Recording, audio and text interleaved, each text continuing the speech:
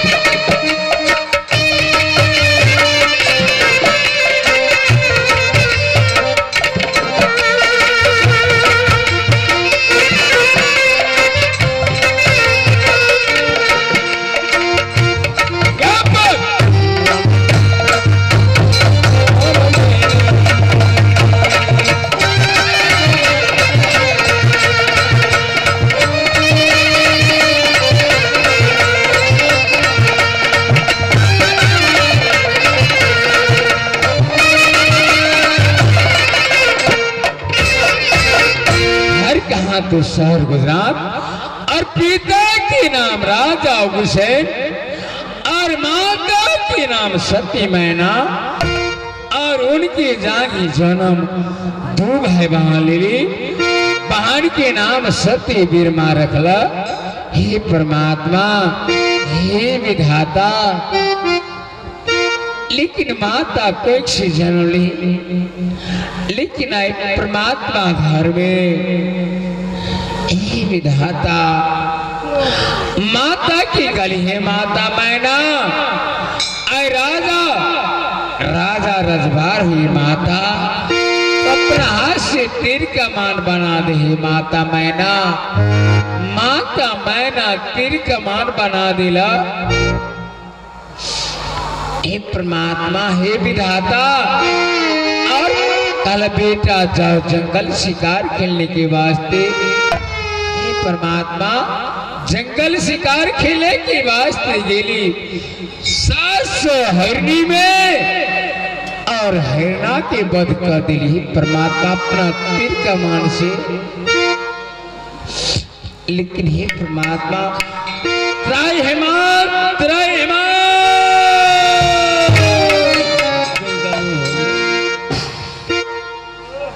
मैंने बोला हे परमात्मा हे विधाता मैंने क्या करूं हे विधाता मैंने तो गलती कर दिया परमात्मा। लेकिन इसी जंगल में एक साधु बाबा कुट्टी जो निरंजन नाम को माला मच्छिंद्रनाथ बाबा ने गला में डाल दिया है परमात्मा। वही बाबा को कुट्टी मिल गया। मैंने बोला बचाओ बचाओ बचाओ।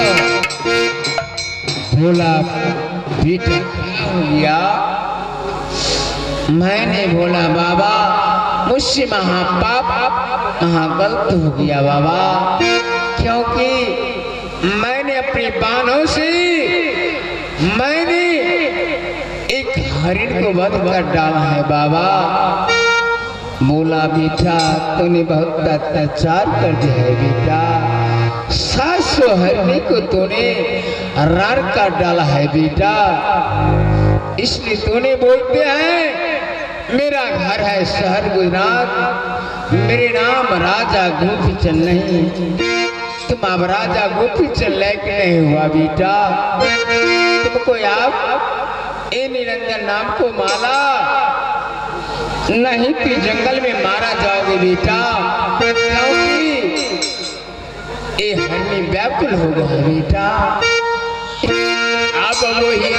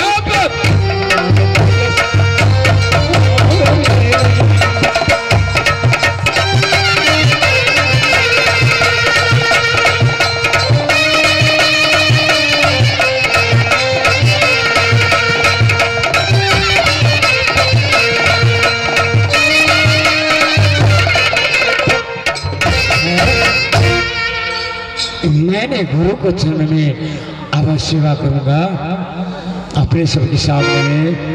हे परमात्मा हे परमेश्वर, आई हम सब आई की रात सिनेमाई द्वार पर से खेल करे छे। आई बहन के दरवाजा से खिल कर छी परमात्मा नहीं आप सुनियो को आने पाप भैया हो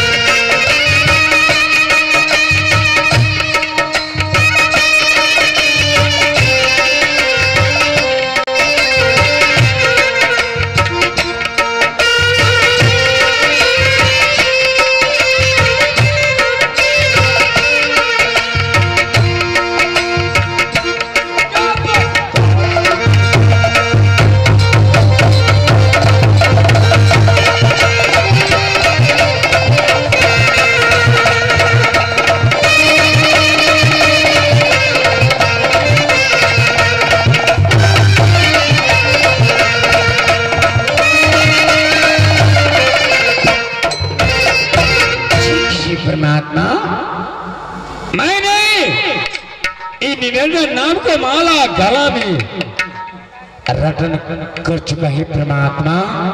हे विधाता, हे गुरु बाबा, मैंने जो माता पिता और भाई बंधु समस्त परिवार को त्याग करके मैंने निरंजन नाम को माला गला में रटन कर चुका है परमात्मा।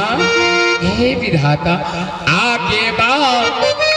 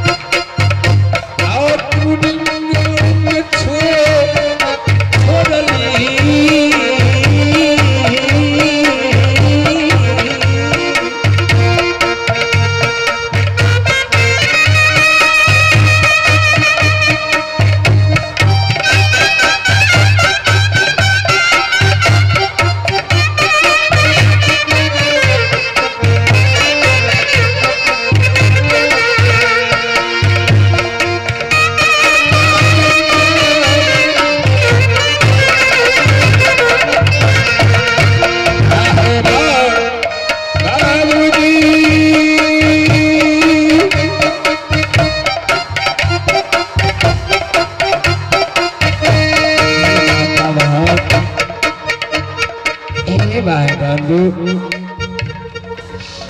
परमात्मा, मैंने माता गुरु बाबा ने बोला, बेटा तुमने जोगी बन गया, बेटा तूने जोगी बन गया, बेटा तूने अपनी माता से भी छा लिया, बेटा मैंने अपनी माता से भी छा लेकर मैंने आश्रम में जमा कर चुका है, लेकिन इसलिए अब बाबा के पास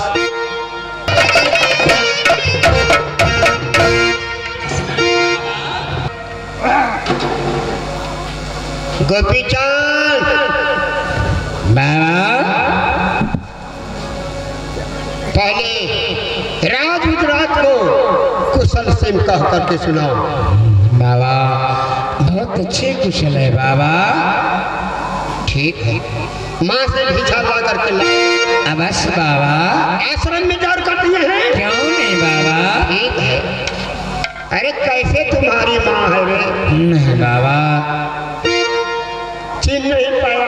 नहीं बाबा, मैंने माता को याद मत कीजिए बाबा। जब तुम माँ हाथ से भिक्षा ला करके मेरे आश्रम में जोर कर दिया, तुमको माँ से बहन से अब कोई अधिकार नहीं है, तुम उसको मुखबत्ती नहीं लगा सकते हो, समझे? तुम उसको खून से निकल दिया। बाबा बोलो। क्या बोले बाबा, कहाँ जाना होगा? सुनो, कान खोल करके सुन लो।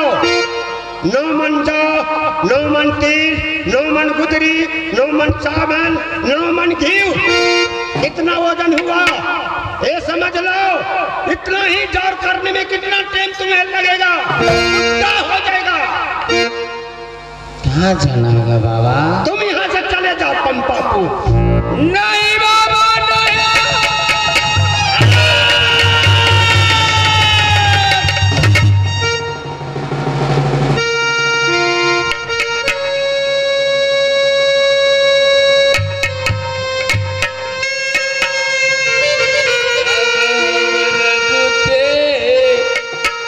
अब नहीं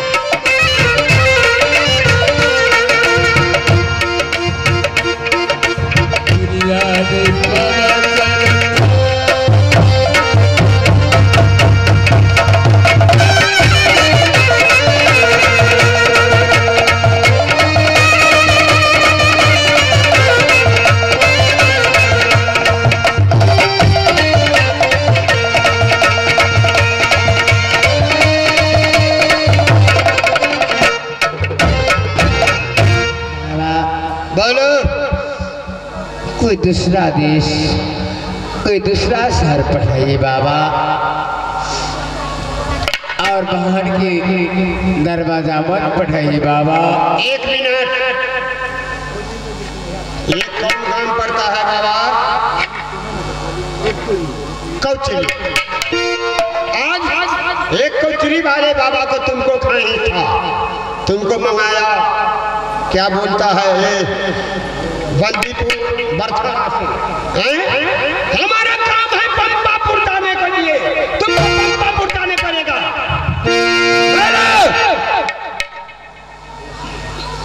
नहीं बाबा, नहीं, नहीं जाएगा, नहीं जाएगा,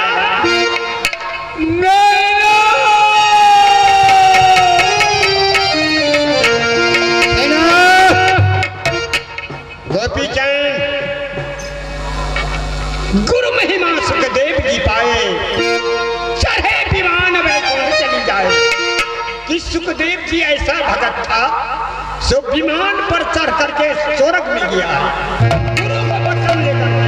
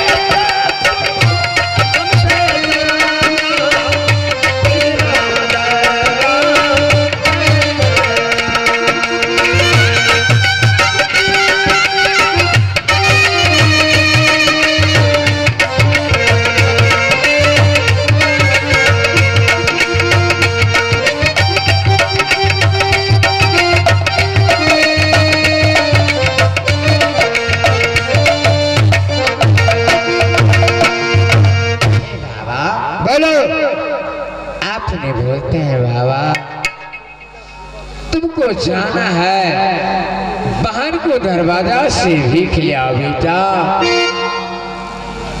लेकिन हे परमात्मा, हे विधाता, जाएगा ना बाबा, मैंने निरंजन नाम को गला में रटन किया है बाबा,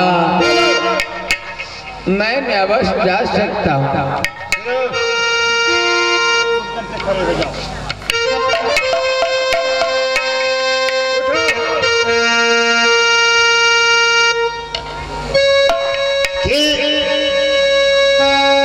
बचपन में माँ गोद से पैदा लेता है मनुष्य, समझा? उसको माता पिता को कितना गंदा कर देते हैं कपड़ा लगता, वो बालक को नहीं ठोकर मारता है। तुम बालक ऐसा है बेटे, तुमको समझाने पड़ेगा। इसलिए देखो, बिना गुरु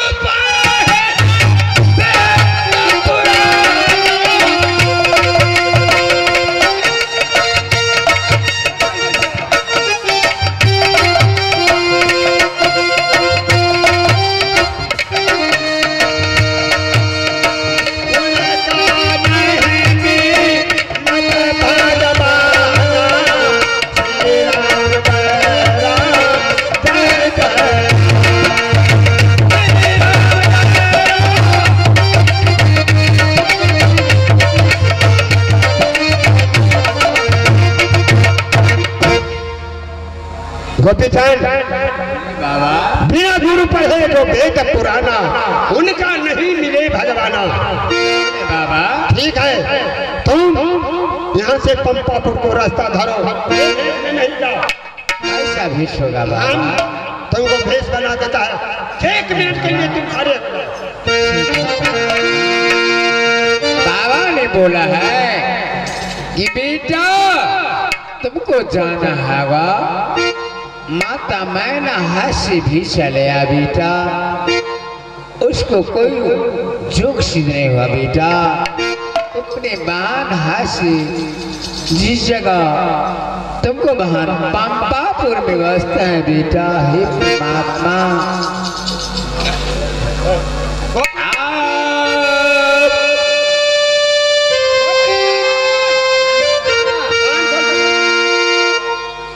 बोली बाबा। ज्ञान गुजरी है, इसको दुनिया वाले ताकत लगेगा, उससे बुते नहीं उठ सकते। मेरा वचन है। अवश्य बाबा। उठो बाबा, आपको महिमा है, मैं अवश्य उठा करके अपने कंधे पर रख दूं। आप बाबा के अपने बुआ